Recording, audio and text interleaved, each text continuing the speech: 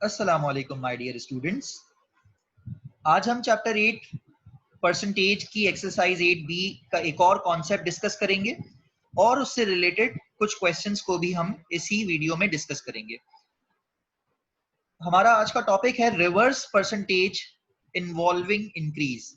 हमने अपनी previous video में कॉन्सेप्ट डिस्कस किया था कि सिंपल रिवर्स परसेंटेज का कॉन्सेप्ट बेसिकली है क्या। हमने ये देखा था कि ये कॉन्सेप्ट बिल्कुल ऑपोजिट है जैसे कि हमने एक कॉन्सेप्ट पढ़ा था परसेंटेज ऑफ अ क्वांटिटी का concept.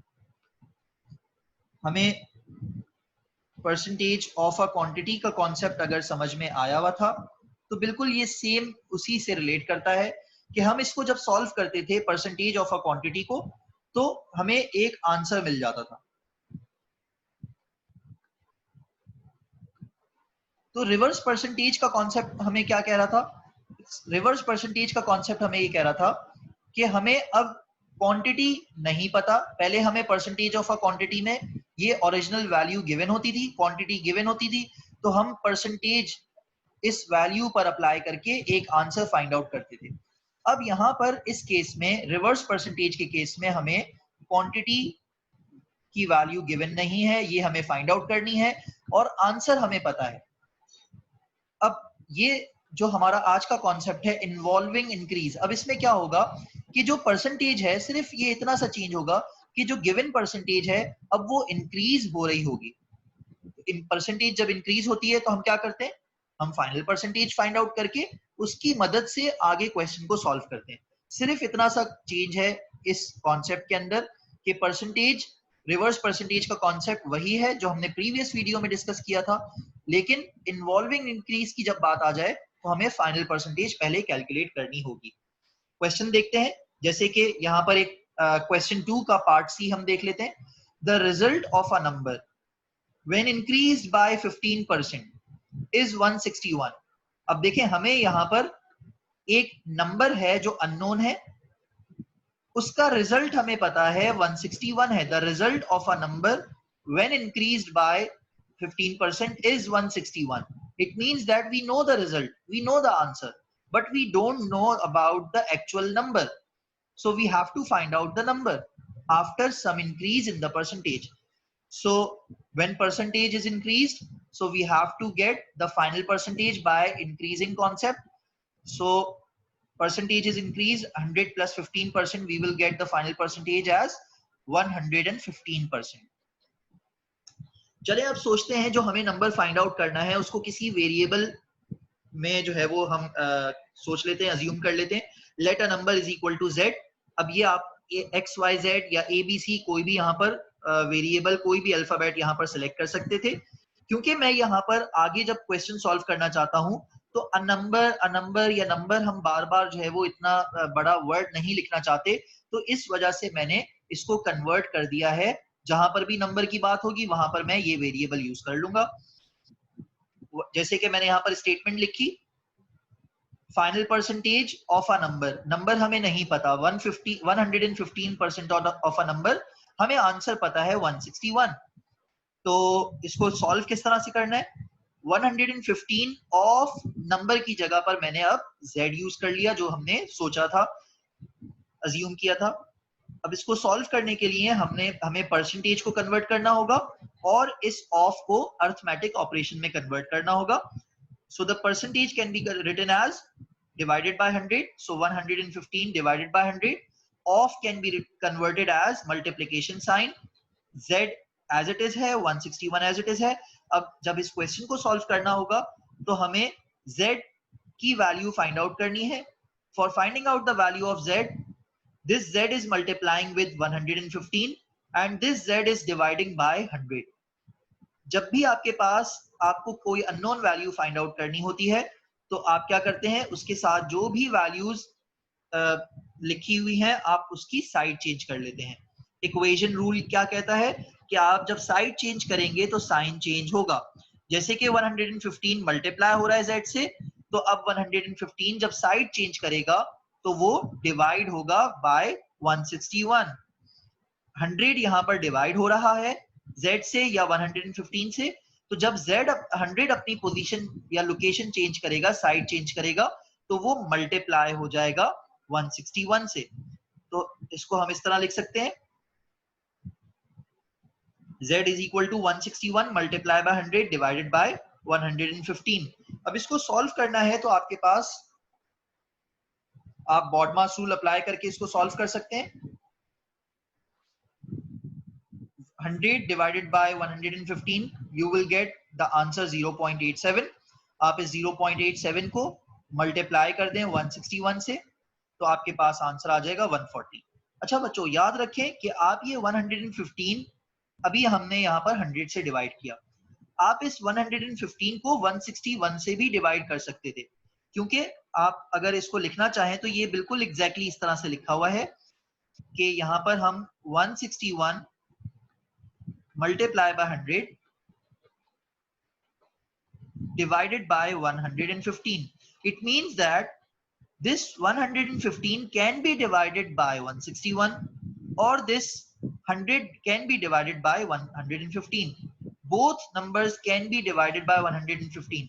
If you are dividing 161 with 115, so you will get another an answer, then you can multiply it by 100। जब आप 161 को 115 से डिवाइड करेंगे तो आंसर क्या आएगा आपके पास? आपके पास आंसर आ जाएगा 1.4। उस 1.4 को जब 100 से मल्टीप्लाई करेंगे तो आंसर आपको 140 अगेन वापस मिल जाएगा, सेम आंसर्स आएंगे।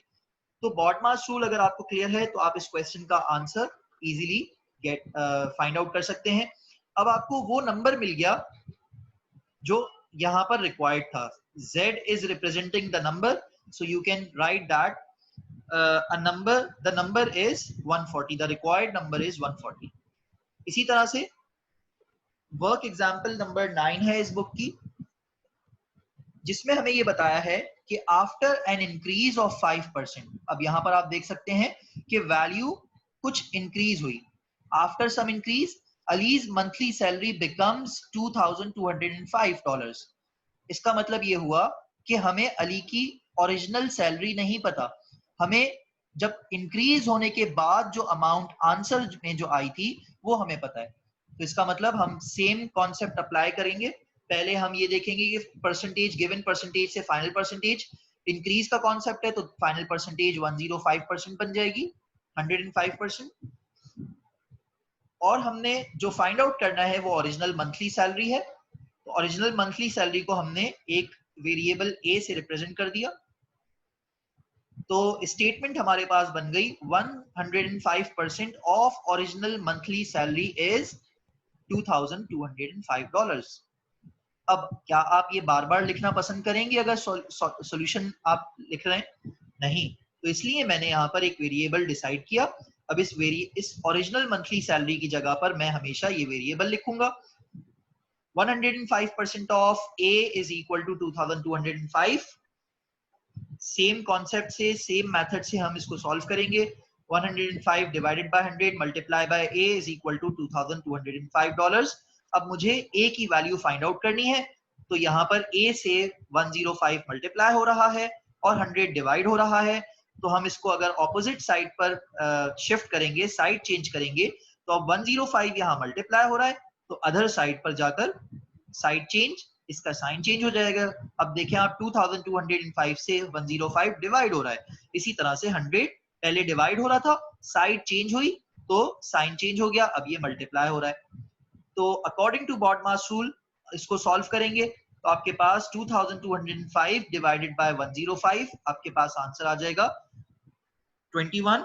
उस 21 को जब आप 100 से मल्टीप्लाई करेंगे तो आपके पास आंसर आ जाएगा $2100। तो अली की ओरिजिनल मंथली सैलरी थी $2100।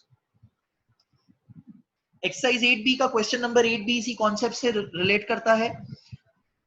इसको भी देख लेते हैं हम इसी वीडियो के अंदर कि एक हाउस की कॉस्ट 36% जो है वो इंक्रीज हो गई। मोर a house cost 36% more today, it means now the house cost increased by this percentage when it was built. If the cost of the house today is $333,200, it means कि अब ये आपके पास जो है वो आज की अमाउंट हाउस की ये है, लेकिन जब हाउस को बनाया गया, उस घर को बनाया गया, तो उसकी ओरिजिनल अमाउंट क्या थी वो हमें नहीं पता। Find its cost when it was build, जब घर बनाया गया तब उसकी अमाउंट क्या थी। तो हमें रिवर्स परसेंटेज का कॉन्सेप्ट यूज करना होगा। यहाँ पर परसेंटेज इंक्रीज हुई है तो simple reverse percentage involving an increase का कॉन्सेप्ट यहाँ पर यूज होगा। सबसे पहले हम गिवन परसेंटेज से फाइनल परसेंटेज फाइंड आउट कर ली, फिर हमने ये सोच लिया कि जो हमें फाइंड आउट करना है उसको हम वेरिएबल में डिस्कस कर लेते हैं कि वेरिएबल हमारे पास अब रिप्रेजेंट करेगा इस वैल्यू को। So the 136% of original cost is equal to $333,200। Same concept से जब हम इस क्वेश्चन को सॉल्व करेंगे तो हमारे पास इसका आंसर आ जाएगा 333,200 जब डिवाइड होगा 136 से तो आपके पास और मल्टीप्लाई होगा 100 से। अकॉर्डिंग टू बॉडमास रूल आप इसको सॉल्व करेंगे तो आपको हाउस की कॉस्ट जो ओरिजिनल कॉस्ट थी जब उसको बनाया गया था तो वो मिल जाएगी, which was $245,000। आई होप बच्चों आप लोगों को ये वीडियो बहुत पसंद आई होगी, समझ आई होगी। तो अगर समझ आई है तो आप YouTube चैनल को सब्सक्राइब कर लें और Facebook पेज को फॉलो करना तो ना भूलिएगा। ठीक है बच्चों, अल्लाह हाफिज।